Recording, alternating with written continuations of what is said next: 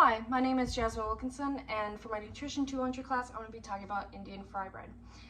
Indian fry bread has significance for my family and I because I was raised Ojibwa. My dad was half, his dad was full, so my grandfather, and it kind of was brought down by the generations. So my grandfather's grandfather taught him, and it just continued down the generational line. This food is usually made for special occasions such as graduation, weddings, holidays, usually family gatherings kind of provide unity. The cultural significance, however, is a little darker. If you can recall your history, President Andrew Jackson created something called the Indian Removal Act of 1830, which is when the Trail of Tears occurred, and many Native Americans were moved from their tribal lands and kind of moved southeast so that we could settle in the West.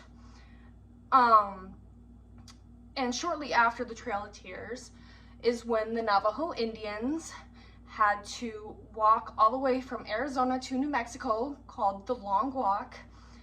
This happened around 1864. And when they were moving, they were given no staple foods, so no vegetables, no fruits, no corn, nothing like that, except for dried things as well as canned. Besides those things, though, they were also given flour, sugar, and lard, which are three of the ingredients that are in Indian fry bread.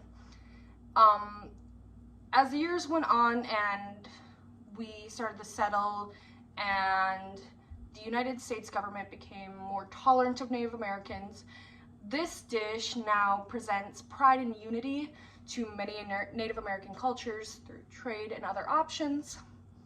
However, this food is not the healthiest. Some of the nutrition facts for this food is it's about 500 calories for about like a donut size amount. It has 21 grams of protein, 26 grams of fat, 37 grams of carbohydrates, and two of the highest micronutrients in it is 699 milligrams of sodium and 459 milligrams of potassium.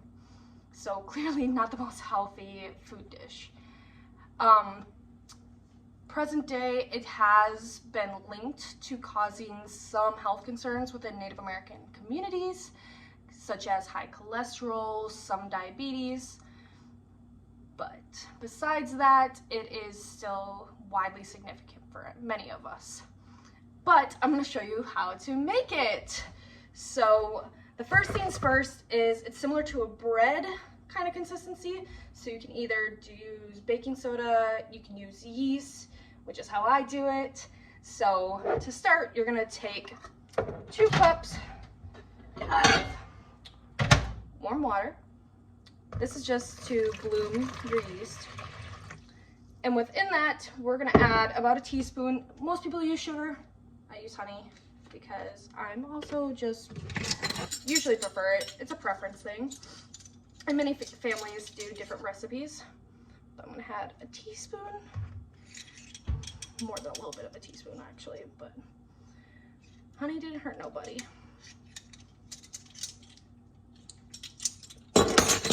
Now after the honey, we're gonna add 2 teaspoons of active dry yeast.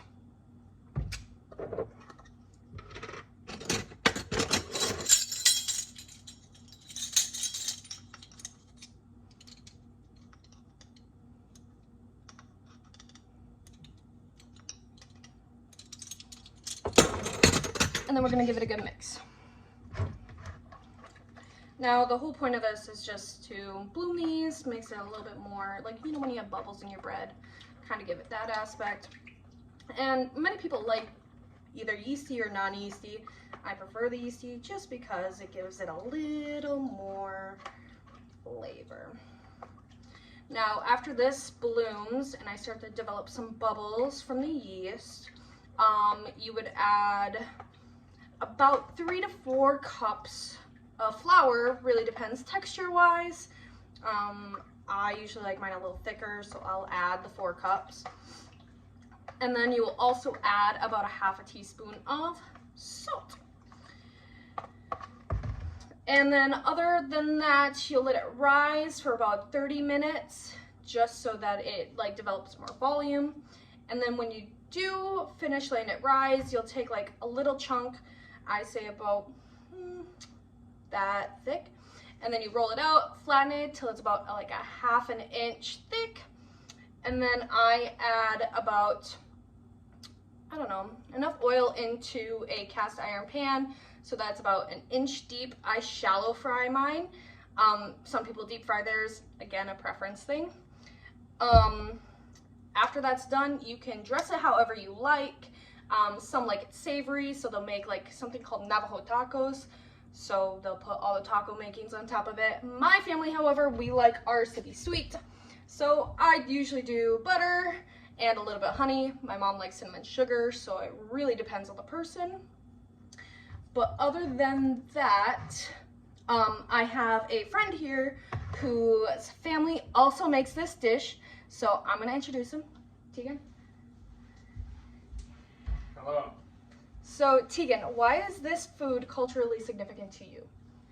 I would say it's culturally significant to me because my stepmom is Native American, so whenever she was first introduced into our family, she would make like this meal on like certain holidays, and I just thought it was like endearing that she was sharing like a part of her life and some of her tradition with us when she would make that. So I would say it's culturally significant in that way.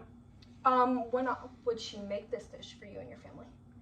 It was, just like certain holidays, special occasions, it was few and far between, but yeah, just like important moments. So I said how I like to dress mine with butter and honey. How do you like to dress yours? I would say pretty much the same way, because I think that's how we had it in our family. I think it was a sweeter sort of taste, but that's the way I prefer it at least. So would you continue this tradition that your stepmom started with you and your family? I would, yes. It's it's a good meal, and I don't see why I wouldn't do that in the future, because I already like this food. And how do you feel when you consume it? I feel good, because it's a good meal, and I also just feel like I'm sort of reminded like about my relationship with my stepmom and just something like that. Yeah. Well, thank you, Tegan, for giving us such a great insight to your part of significance. Thank you. And I appreciate you guys listening to my video. Again, if you want to try this, feel free to look up most recipes online.